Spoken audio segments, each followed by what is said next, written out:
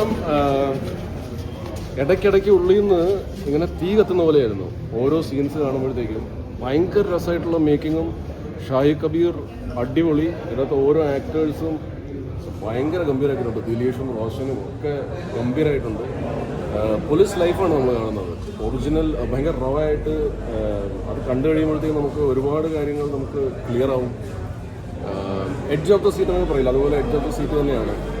ലാസ്റ്റിലത്തെ അതിൻ്റെ ക്ലൈമാക്സിൻ്റെ ആ ഒരു ക്ലൈമാക്സ് ആയിട്ടുള്ള എൻഡിങ്ങും ഒക്കെ സൂപ്പർ വരും. എല്ലാവരും കാണണം. ഉഗ്രം പടം. ത്രില്ലർ അടിപൊളി. ചേട്ടൻ്റെ ഡിഫറെൻ്റ് ആണെന്ന് വെച്ച് കഴിഞ്ഞാൽ ഡിഫറൻസ് എന്നുള്ളതല്ല, ആ സിനിമ മൊത്തത്തിൽ നമുക്ക് ഭയങ്കര ഡിഫറെൻ്റ് ആയിട്ടുള്ള ഫീലിംഗ് ആണ്. നല്ല സിനിമ ഗംഭീരം. അതുകൊണ്ടൊന്നും പറയാനില്ലല്ലോ. നല്ല രണ്ട് പെർഫോമൻസ് ഏറ്റവും നല്ല പെർഫോമൻസ്. ബാക്കി തരുൺ പറയും. തരുൺ ഞാൻ പറഞ്ഞ പോലെ എനിക്ക് ഷാനിയുടെ പടങ്ങളൊക്കെ ഭയങ്കര ഇഷ്ടമുള്ളതാണ്. ഞാൻ പലപ്പോഴും എൻ്റെ പല പടങ്ങൾക്ക് വേണ്ടിയിട്ട് ഒരു റെഫറൻസ് എടുക്കുന്ന എപ്പോഴും ഷാനിയുടെ പടങ്ങളാണ്. അതുകൊണ്ട് എനിക്ക് മിസ്സാക്കരുതെന്നുണ്ട്.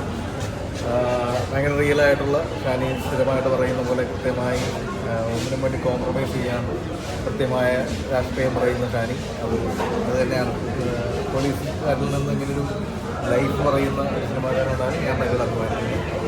എല്ലാവരും കാണുക. ഒരു നല്ല അനുഭവം തന്നെയായിരിക്കും.